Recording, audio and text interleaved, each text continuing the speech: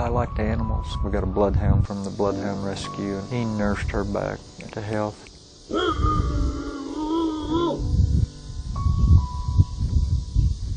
I think Ty would have probably ended up being a veterinarian because he just had a magic touch with animals. He really liked animals, which people think is odd because he liked to hunt, but real hunters actually love the animals.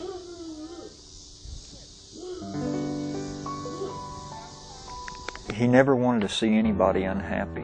He couldn't stand for anyone to have a bad day.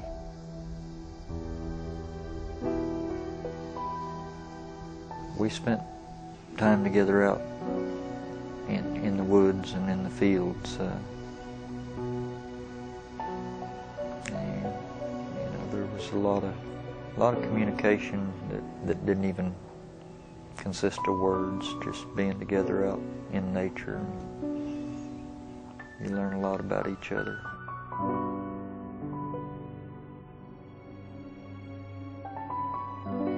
I don't hunt with unsafe people. I trusted Ty with my life.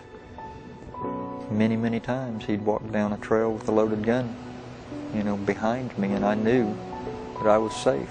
Sneaking up on me. He was always little for his age, a lot smaller than everybody else in his class, and that's part of the reason that made him such an easy target.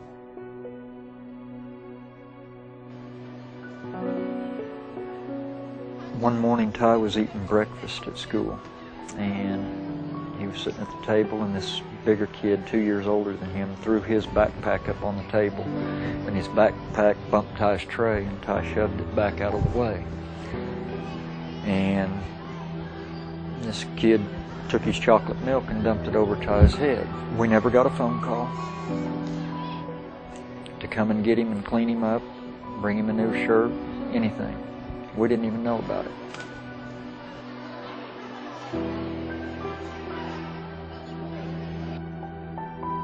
The morning Ty died, he went to school with his mom.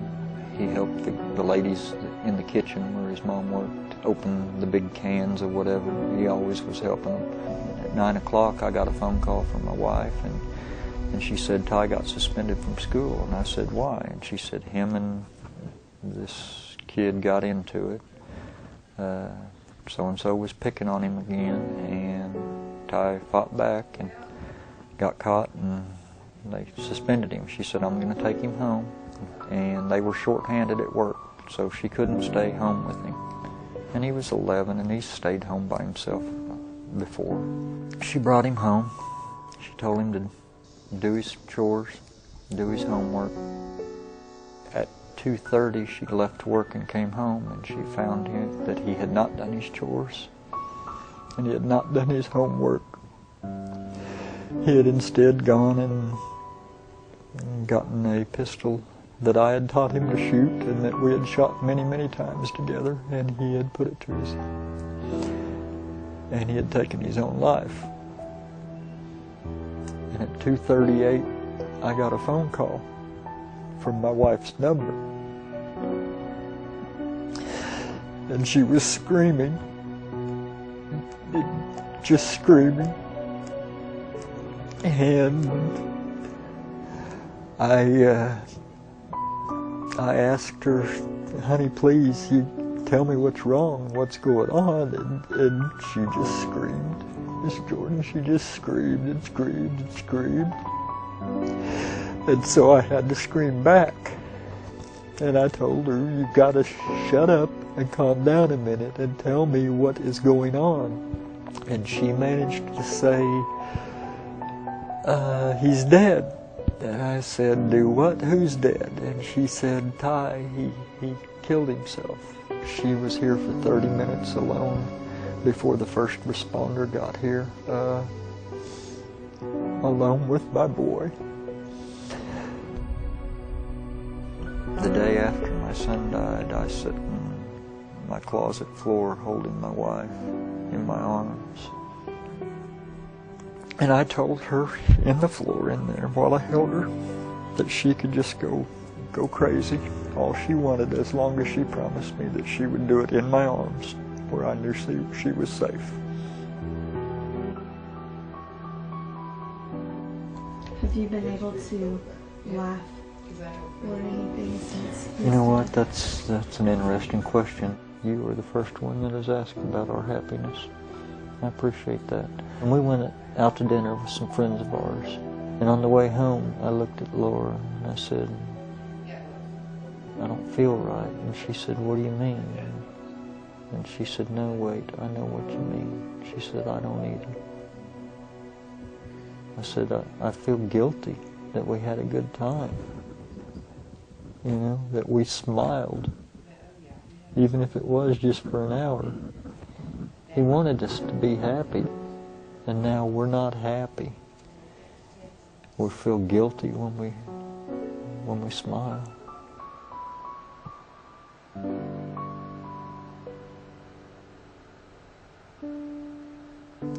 We were pretty close. He was my little shadow. He was my hunting buddy.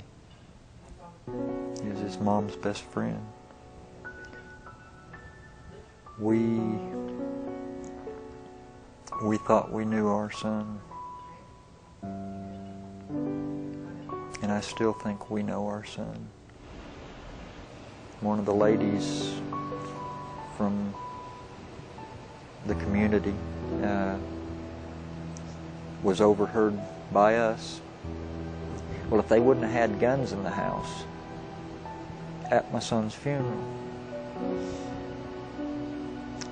my answer to that is, been better for you if he'd hung himself or if he'd overdosed on pills or poison. These people are not realizing what the issue is here. It's not how he died. It's the fact that he felt so despondent because of being picked on relentlessly at school that he decided the only way out was to take his own life. It's not how he took his life that matters. Ty died about a week before school was out. There was about 4 days left in school. And I felt like everybody was going to just try to make it through the final week. Hope that it went away for them during the summertime. Well, I decided that I wasn't going to let it go away for everybody else, because it ain't going to go away for me and his mama. It slaps us in the face every single morning. So I decided that I was going to keep it out there, keep it in front of them. Whatever it took, I was going to call the TV stations, the newspapers, the radios, anybody that would listen, I was going to talk to. Well, apparently I kept it alive, because on July 8th, I came home from work and I turned on the news and I saw this message from these OSU OKC Upward Bound students. They had started this group called Stand for the Silent in Ty's honor and memory, and they had decided that they were going to join my fight. They were going to take on the world. We're going to take on all comers against bullying. We're going to fight it wherever we find it.